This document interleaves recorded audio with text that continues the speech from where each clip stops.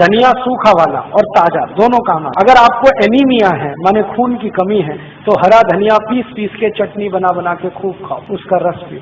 और सूखा धनिया सबसे अच्छा काम आता है थायराइडिज्म, अगर हाइपर थायराइडिज्म है, थायराइड बढ़ा हुआ है, या हाइपोथायराइडिज्म है, घटा हुआ है, दोनों ही स्थिति में सूखे धनिये को पानी में डालो, पानी को उबालो और सवेरे सवेरे घूट घूट पियो तो लगभग 20-25 दिन में सब तरह का थायराइड खत्म कर देता है सूखा धनिया। ऐसे ही आपके घर में एक बहुत अच्छी दवा है काला नमक और सेंधा नमक। आपको तो मेरी विनती है कि आप घर का नमक बदल दो अपना, पहले तो ये पिसा हुआ तो लाना बंद कर दो। आप या तो सेंधा नमक लाओ नहीं तो काला, और वो डेले वाला लाओ।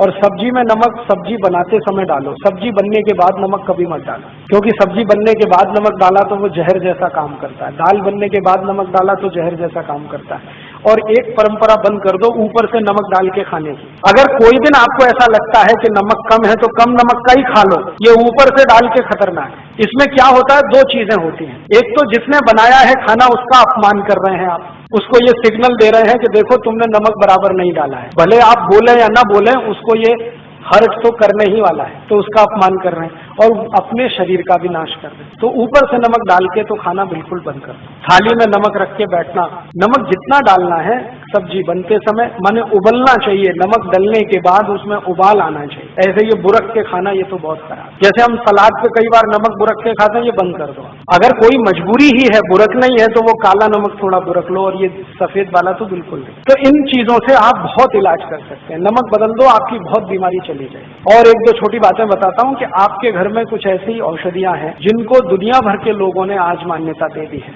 वो उसमें से एक है तुलसी। अगर तुलसी आपके घर में है, श्याम तुलसी घर में है जिसके पत्ते गहरे हरे होते हैं, तो आपके घर में सब बीमारियों का इलाज है। इस तुलसी के पत्ते का काढ़ा बना के जो भी पी लेगा उसको कभी चिकनगुनिया हो नहीं सकता, ये गारंटी मैं देता हूँ। और चिकनगुनिया ठीक होने के बाद जो सब शिकायतें हो रही है ना, अभी दर्द नहीं जा रहा है, कमजोरी नहीं जा रही है, एक ही दिन तुलसी का काढ़ा पी लो तो सब चला जाए। तुलसी जो है ना एंटीपायरेटिक है, माने बुखार से होने वाली तकलीफों की सबसे अच्छी दवा है तुलसी। कभी भी बुखार आ जाए तुलसी का काढ़ा कभी भी दो, भूलो ही मत। ज्यादा तेज बुखार हो तो तुलसी के काढ़े में अदरक का रस मिलाओ, नहीं तो सौंठ का पाउडर मिलाओ।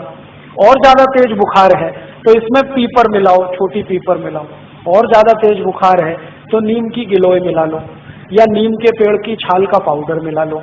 कितना भी तेज बुखार खत्म होता है। लेकिन मेन है इसका तुलसी, बेस है तुलसी। होम्योपैथी में दवाएं तुलसी से बहुत हैं, आयुर्वेद में तो अद्भुत दवाएं हैं। इसका भरपूर इस्तेमाल आप अपने घर में करिए, जैसे जैसे कर सकते हैं। आप में से कई लोग आश्चर्य करेंगे, मैंने स्किन डिसीज तुलसी से ठीक किए। त्वचा के रोग, सोराइसिस, इचियोसिस, एक्जिमा, 20-20 साल पुरानी बीमारियां त्वचा की तुलसी के रस से ठीक होती। अद्भुत है तुलसी, आप रखो इसको घर में बना। और ऐसी तुलसी के जैसी ही एक बहुत अच्छी चीज है पुदीना, वो भी बने तो गमले में कर लो घर में। और इन दोनों से बराबर ही अच्छी एक चीज है एलोवेरा, ग्वारपाठा, जरूर रखो अपने घर। ग्वारपाठे का रस अद्भुत काम करता है, त्वचा की बीमारियों में काम करता है, पेट साफ करने में काम आता है। कान में कितना भयंकर दर्द हो, ग्वारपाठे का रस थोड़ा गर्म करके एक ही बूंद टपकाओ, 3 सेकंड में दर्द खत्म कर दे, विदिन 3 सेकंड। इंजेक्शन से भी तेज गति से काम कर। किसी स्त्री और पुरुष को नपुंसकता की शिकायत हो, ग्वारपाठा बिल्कुल ठीक कर देता, कंप्लीट क्योर कर। शरीर को ताकत बढ़ानी हो, बहुत कमजोरी लग रही हो तो ग्वारपाठा अद्भुत काम करता है। बाल बहुत झड़ते हो, गुच्छे के गुच्छे निकलते हो,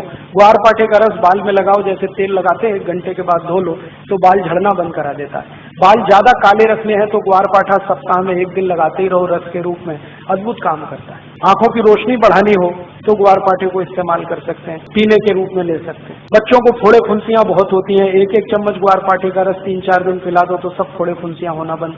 गर्मियों में घमौरियां बहुत हो जाती हैं तो ग्वारपाठे का इस्तेमाल कर सकते हैं। मनुष्यों में, पुरुषों को एक बहुत खराब बीमारी होती है, उसको बार्बर इचिंग कहते हैं। दाढ़ी बनाओ ना, उसके बाद लाल लाल फुंसियां हो जाती हैं, उनको बोलो कि ग्वारपाठे का रस लगा के फिर शेविंग करें तो कभी ये तकलीफ नहीं आती। एक दिन मैंने ये सब गिना तो 108 दवाएं हमारे रसोई में हैं, 108, और इनसे हर बीमारी ठीक हो सकती है।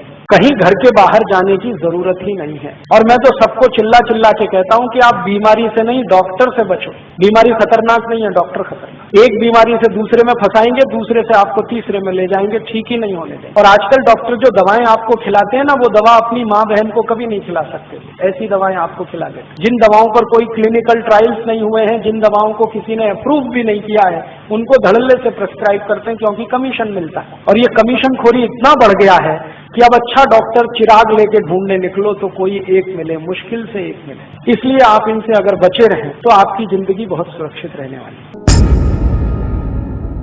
सारे देशभक्त हमारे वीडियो को लाइक, शेयर और हमारे चैनल को सब्सक्राइब करें। जय हिंद।